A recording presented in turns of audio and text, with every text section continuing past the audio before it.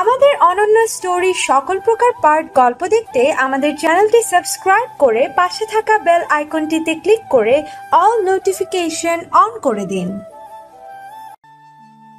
সোহা, ইতি, রিয়ানা রহমান তিনজন ভ্রু কুঁচকে শশীর দিকে তাকালো। রিয়ানা রহমান তীক্ষ্ণ চাহনি নিয়ে গম্ভীর স্বরে বলল, কেন? সাদা পড়লে কি হয়েছে? শশী হাহাকার স্বরে বলল। রিয়ানা রহমান আতঙ্কিত চাহনিতে সোহার দিকে তাকালো। তার মা আগাম বার্তা শোনার আগেই বুঝতে পারল কি বলবে। সোহা রেগে লাল হয়ে গেল, চেঁচিয়ে বলল, মা, একবার যদি এই শশীর কথায় তুমি আজ আমাকে এই ড্রেস পরে যেতে বাধা দাও, তাহলে আর আমি বিয়ের শপিং করতেই যাব না, বলে দিলাম। ইতি কপালে হাত দিয়ে বসে থাকে।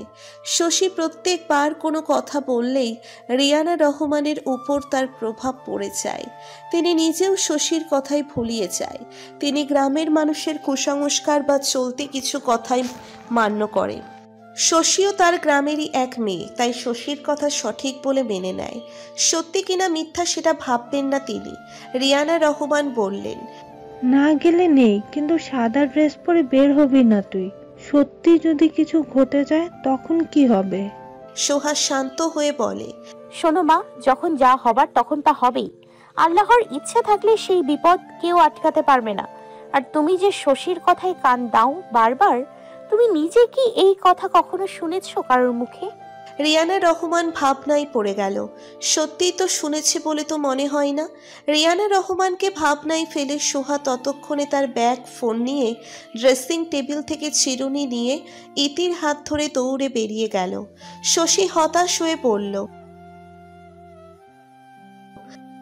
রিয়ানা রহমান চোখ বড় বড় করে পুরো রুমের চোখ বুলিয়ে নিল।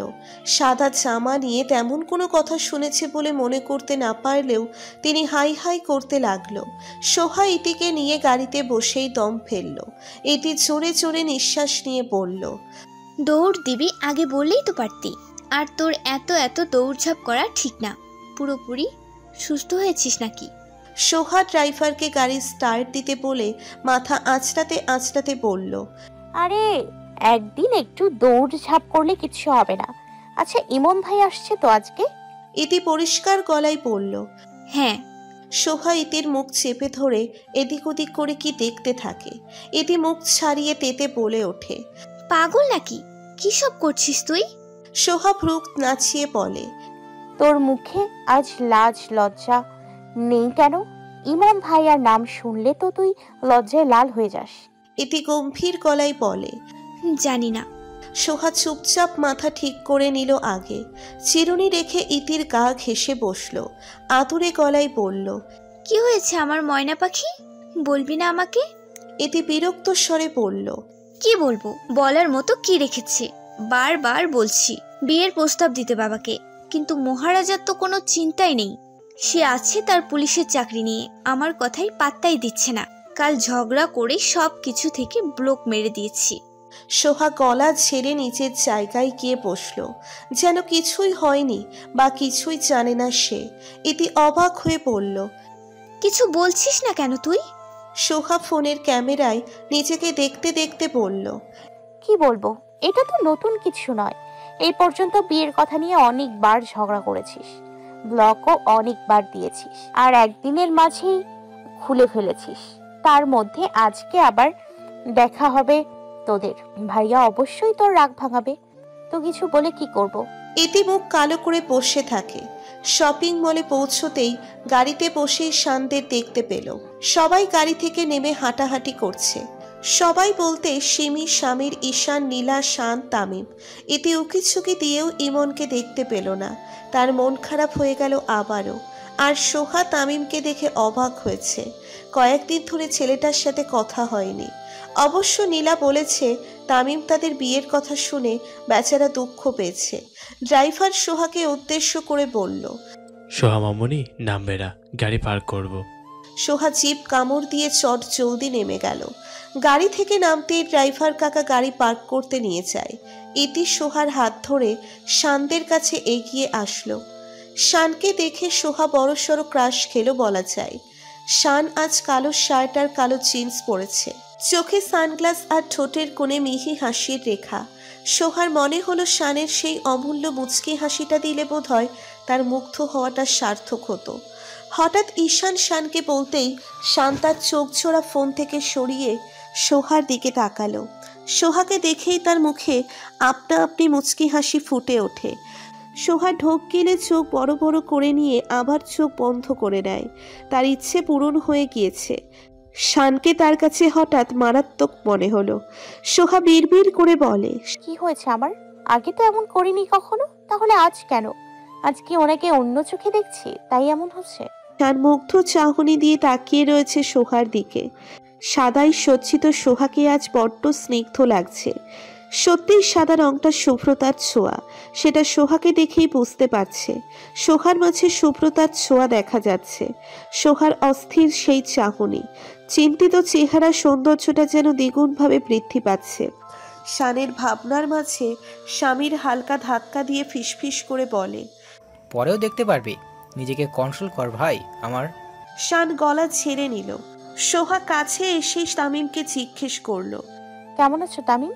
তামিম মুখ কালো করে গম্ভীর স্বরে বলল, ভালো আছে। শান হেসে পেছন থেকে তামিমের দুই কাঁধে হাত রেখে বলে, ভাই আমার দুঃখ পেয়েছে তোমার বিয়ের কথা শুনে। সোহা মিটমিট করে হাসলো। নীলাকে জিজ্ঞেস করলো, নাইশা কোথায় গো আপু? নীলা হেসে বলে, নাইশা ঘুমাচ্ছে, তাই আম্মু আনতে দেয়নি তাকে। তোমাদের জন্য অপেক্ষা করছিলাম, এবার চলো তোমরা। ইতি মাথা নেড়ে সম্মতি জানালো। সবাই ভেতরে যেতে থাকে। সোহা তামিমের সাথে হাঁটতে হাঁটতে বলে, এত দুঃখ পেয়েছো কেন তুমি বলো তো? আমি তো ভেবেছিলাম তামিম অনেক খুশি হবে, প্রতিদিনেই তার সাথে দেখা করার সুযোগ পেয়ে যাবে সে। তামিম হাহাকার গলায় বলে, সেটাই ভাবলে আর এটা ভাবলে না, আমার তোমাকে ভাবি রাখতে হবে। ক্রাশ ছিলে তুমি আমার।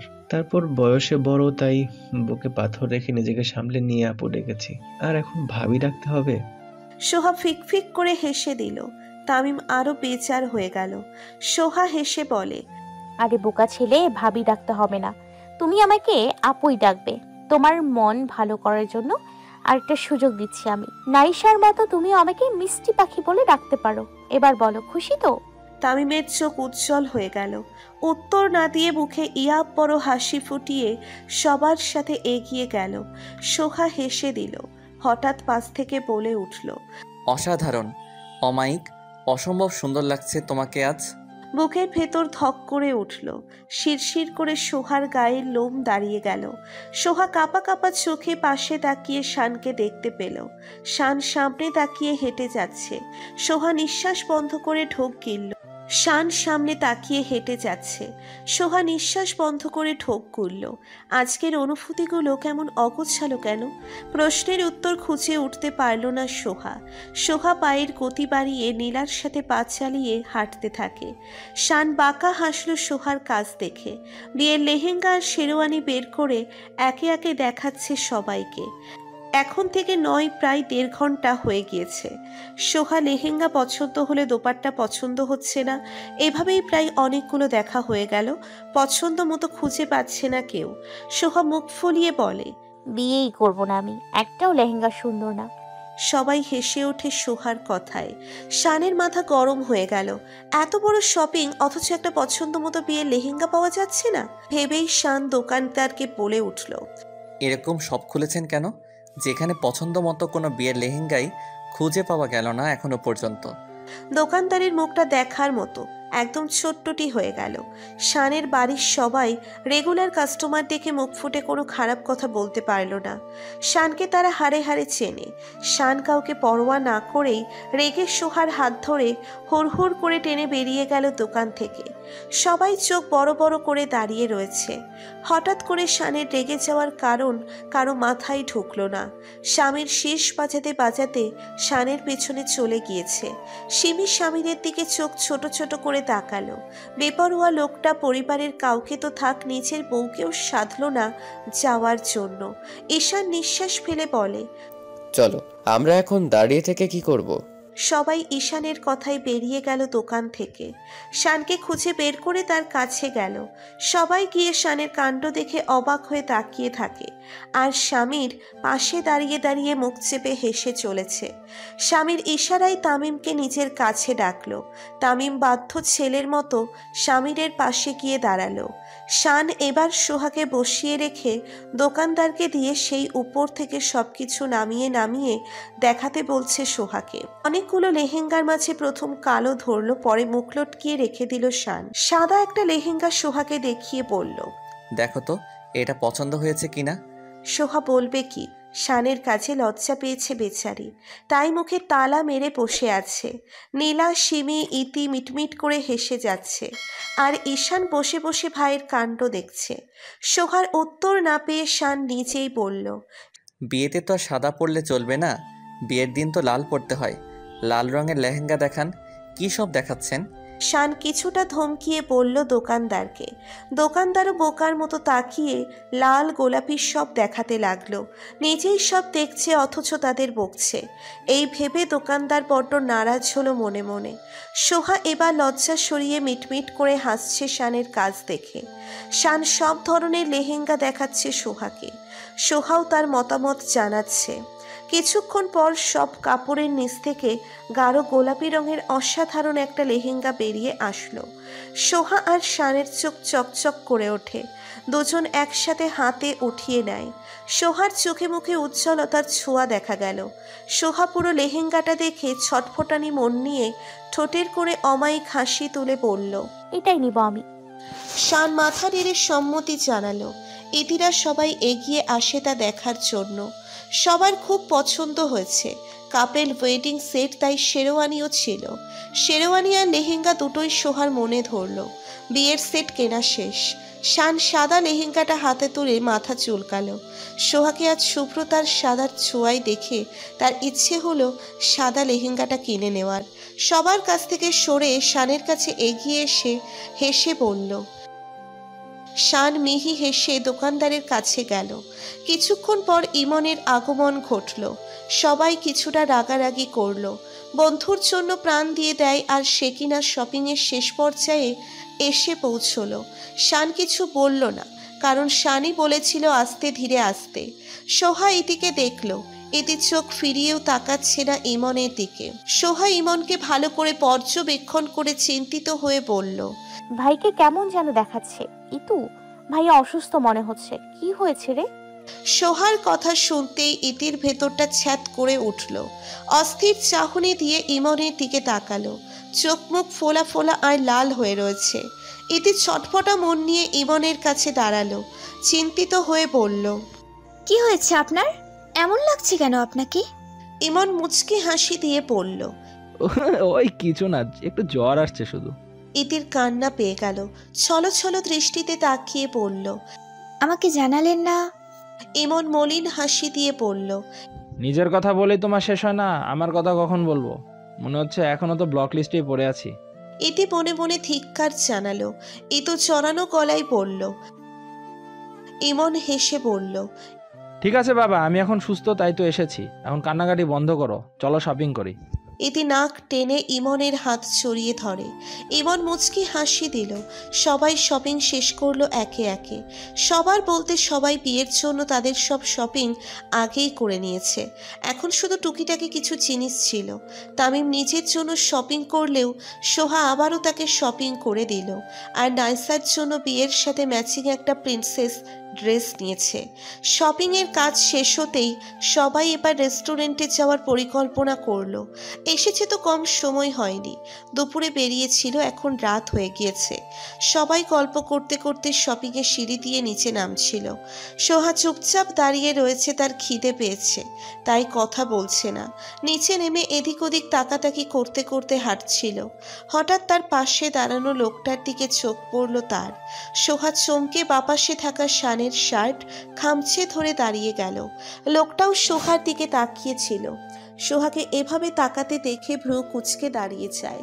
শান সোহাকে জিজ্ঞেস করলো, কি হয়েছে, দাঁড়িয়ে গেল কেন?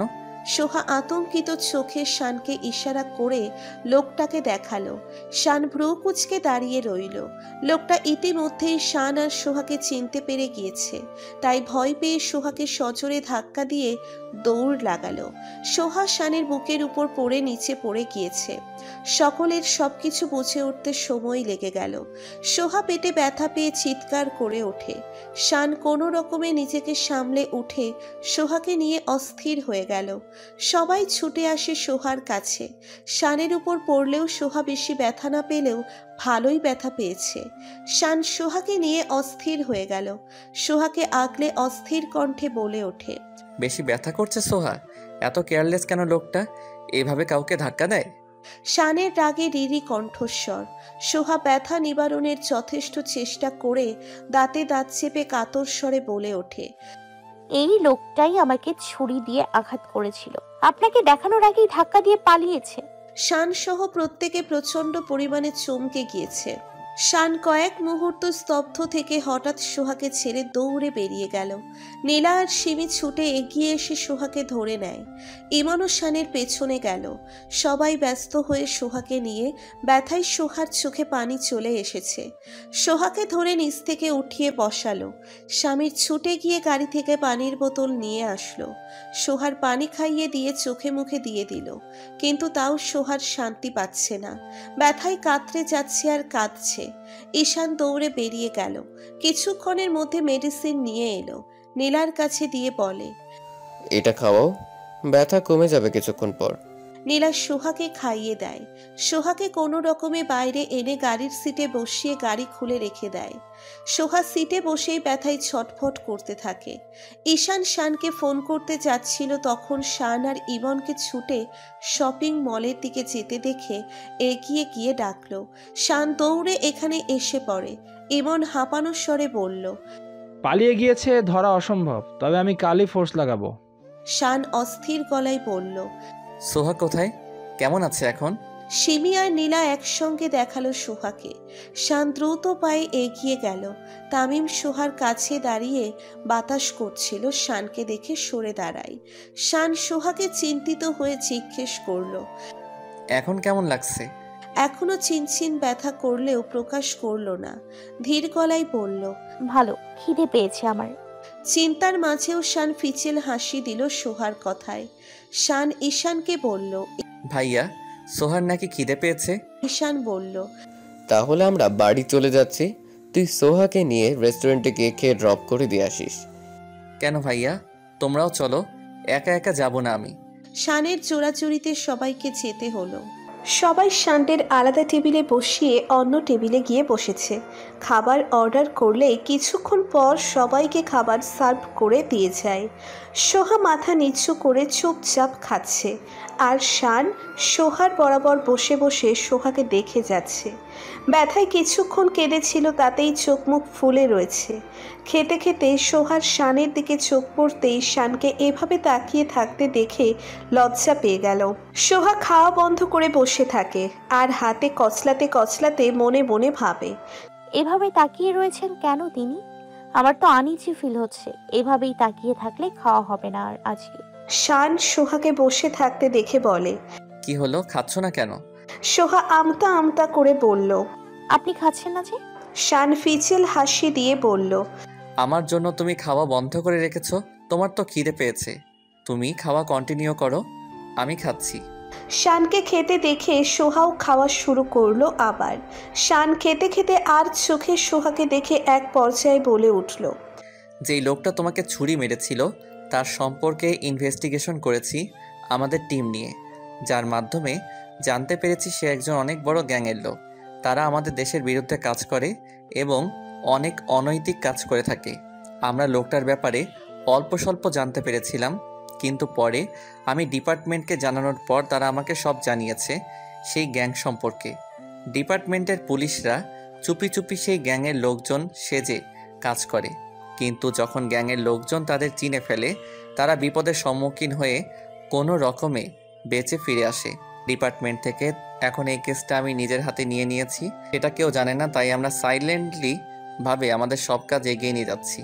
আর খুব তাড়াতাড়ি তাদেরকে ধরতে পারবো।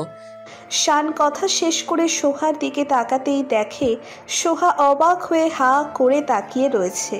শান ভ্রু কুঁচকে বলল, কি হলো, এভাবে কি দেখছো? সোহা অবাক স্বরে বলল, এত বড় গল্প হয়ে গেল, কিন্তু আমাকে ছুরি মারা হয়েছিল কেন? সিসিটিভি ফুটেজ দেখে বুঝতে পেরেছি সেখানে কোনো মিটিং করতে এসেছিল, আর কাজ শেষ হওয়ার আগেই এক ওয়েটার তাদের কথা শুনে চিৎকার করে সবাইকে ডেকে বলে দেয়। একজন আগেই পালিয়ে গেলেও সেই লোকটাকে তারা ধরে ফেলেছিল, কিন্তু তাকে কিছু করার আগেই ছুরি বের করে তাদের ভয় দেখিয়ে বেরিয়ে গিয়েছিল। রেস্টুরেন্টের লোকরা তাও চেষ্টা করেছিল তাকে ধরার, তাই সবাইকে থামানোর জন্য তোমার উপর ছুরি চালিয়েছিল। সোহা চোখ বড় বড় করে বলল, কি সাংঘাতিক ব্যাপার স্যাপার। শান সোহার রিয়াকশন দেখে আলতো হেসে বলল, এবার খাওয়া শুরু করো, বাসায় যেতে হবে তো। সোহা মাথা নেড়ে খাওয়া শুরু করে, তবে শান চিন্তিত হয়ে ওঠে, কারণ তাদের এই গোপন মিশনের কথা কেউ জানে না। যদি সেই গ্যাংরা এই খবর কোনোভাবে খুঁজে বের করে জানতে পারে, তাহলে সোহার উপর বিপদ আসবে, কারণ শানের সাথে প্রত্যেকবার সোহাকেই দেখেছিল সেই লোকটা। ভাবতে ভাবতে খাওয়া শেষ করে ওঠে, সবাই রেস্টুরেন্ট থেকে বেরিয়ে যায়। সোহা আর ইতিকে ড্রপ করে দিতে চাইলে তারা না করে দেয়, তাই তাদের গাড়ি নিয়ে একাই চলে যায়। চোখের পলকেই দিনগুলো কেটে গেল। দেখতে দেখতে আজ সোহার গায়ের হলুদ এসে পড়েছে। দুই বাড়িতেই গমগম করছে মানুষের, সবাই চিৎকার চেঁচামেচি উৎফুল্লতা দেখেই এটা বিয়ের বাড়ির আমেজ বলে মনে হচ্ছে। সোহা বাড়ির ছাদে রেলিং ঘেঁষে চুপচাপ দাঁড়িয়ে রয়েছে, চোখে তার অশ্রুকণা চলচল করছে বারবার। পায়ের কাছে ঘেঁষে দাঁড়িয়ে রয়েছে টমি। টমির হাবভাব দেখে বোঝা যাচ্ছে সেও সোহার অনুভূতিগুলো বুঝতে পারছে। টমিও বুঝতে পারছে কাল সোহা আর সে তার বাড়ি থেকে চলে যাচ্ছে। সময় কত দ্রুত চলে যায়, তাই না? সেই দিনই তো অষ্টম শ্রেণীতে পরীক্ষায় প্রথম হওয়ায় সোহা তার বাবার কাছে আবদার করেছিল তার জন্য ছাদে দোলনা করার জন্য, কিন্তু কাল তাকে তার বাড়ির দোলনা মা বাবাকে ছেড়ে চলে যেতে হবে। সোহা ধীর পায়ে হেঁটে গিয়ে দোলনায় আসন পেতে বসে পড়ল, নাক টেনে চোখের পানি মুছে দিল। টমিও তার পিছু পিছু এসে দোলনার এক কোণে বসে থাকে। সোহাকে খুঁজতে খুঁজতে ইতি ছাদে এসে পড়েছে। সোহাকে দেখে সোহার পাশে এসে বসলো। আজ সোহা শুধু তাকিয়ে তাকিয়ে সব দেখছে আর নির্জীব স্তব্ধ হয়ে বসে রয়েছে। ইতি সোহার অবস্থা বুঝতে পেরে সোহাকে চাপটে জড়িয়ে ধরল। সোহা আবেগে আপ্লুত হয়ে ফুঁপিয়ে কেঁদে ওঠে। ইতি জড়ানো গলায় বলল, আমাদের সোহা পাখিও কি সবার মতো এভাবে কেঁদে কেঁদে শ্বশুর বাড়ি যাবি? তুই না বলেছিলি কত নাচ গান করবি নিজের বিয়েতে, আর এখন বসে বসে কাঁদছিস? এটা কিন্তু ঠিক না। সোহা কাঁদতে কাঁদতে বলল, আমি যাব না রে কোথাও, তুই সবাইকে বলে দে না আমি এই বিয়ে করব না। ইতি কান্নার মাঝে হেসে দিয়ে বলল, ধরবোকা, বিয়ে তো করতেই হবে, আজকে না করলেও পরশু। এমন সময় সবার জন্যই আসে। কাঁদিস না, নিজেকে সামলে নে। আঙ্কেল আন্টিও একবার ভেঙে পড়লে সামলানো মুশকিল হবে। সোহা নিজেকে সামলে নিল। কান্না বন্ধ করে ইতির হাত জড়িয়ে কাঁধে মাথা রেখে বসে থাকে। কিছুক্ষণ দুজন বসে থাকার পর ইতি সোহাকে দেখে বলে, এভাবে কতক্ষণ বসে থাকবি? হলুদের অনুষ্ঠান শুরু হয়ে যাবে, চল তৈরি হবি। সোহা মাথা উঠিয়ে বলে, কিন্তু হলুদ তো আগে ওই বাড়িতে হবে, তাই না?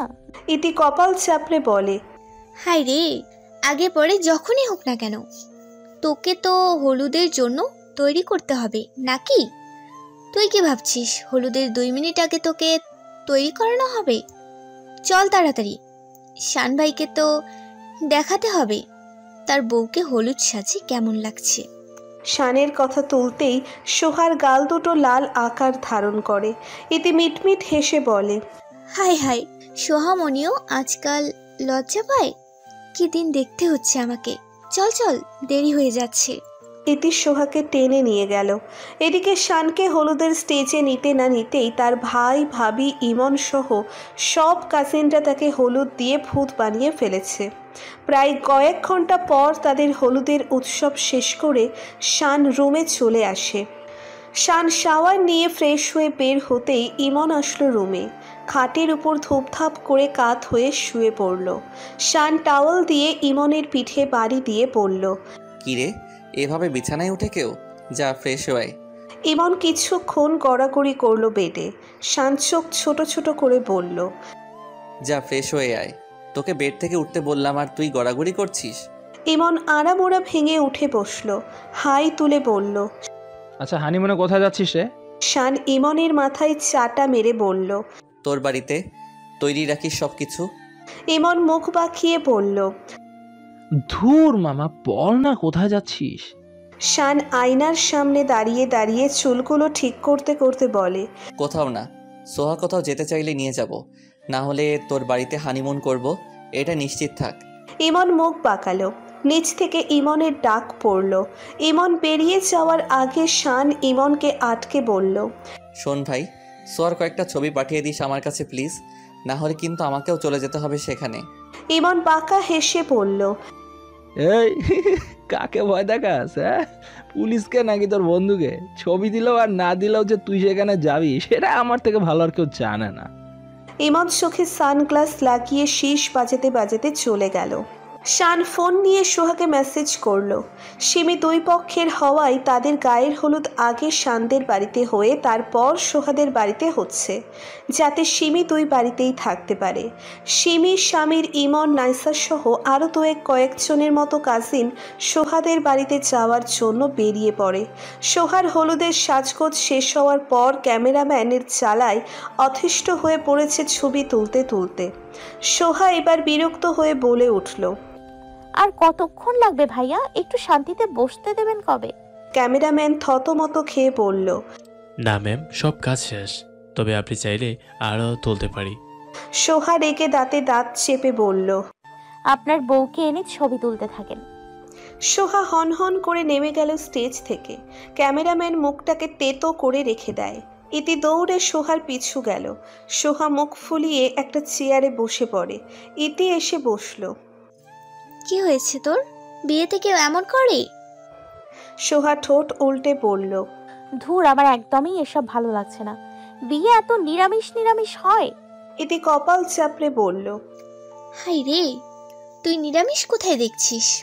আমি তো সবার এত চেঁচামেচির জন্য শান্তিতে বসতেই পারছি না, আর তুই নিরামিষ বলছিস? সোহা চারপাশে চোখ বুলালো। সোহার মা বাবার মতো আত্মীয় প্রতিবেশী যা রয়েছে সবাই এসেছে। সোহার সব কাজিনরা বিয়ের আনন্দে মেতে রয়েছে, তাও তার কিছুই ভালো লাগছে না, সব কিছুই বিরক্ত লাগছে। সোহার কানে গাড়ির হর্নের শব্দ আসতেই সোহা তাকিয়ে দেখে ওই বাড়ির গাড়ি এটা। সিমি এসে বুঝেই সোহা ইতিকে নিয়ে সেখানে ছুটল। সবাই অবাক হয়ে দেখতে থাকে সোহাকে। সোহা স্টেজে রেখে এখানে ঘুরঘুর করছে।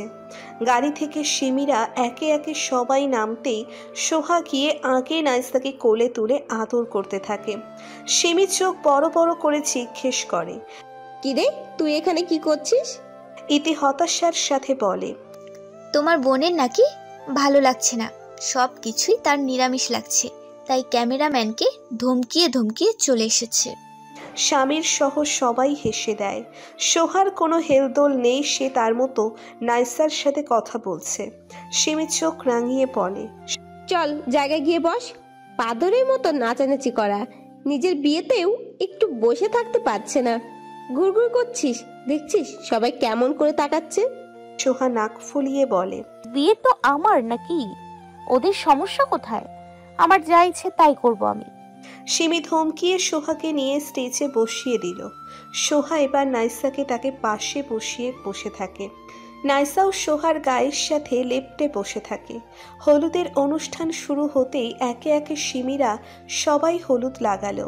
ইমন একবার স্বামীদের সাথে গেলেও আরেকবার ইতিকে টেনে নিয়ে গেল। হাত ভরে হলুদ নিয়ে সোহার গালে লাগাতে নিলেই সোহা চেঁচিয়ে বলল, একদম এসব করবেন না ভাইয়া, আপনার বিয়েতে কিন্তু ছাড়বো না আপনাকে।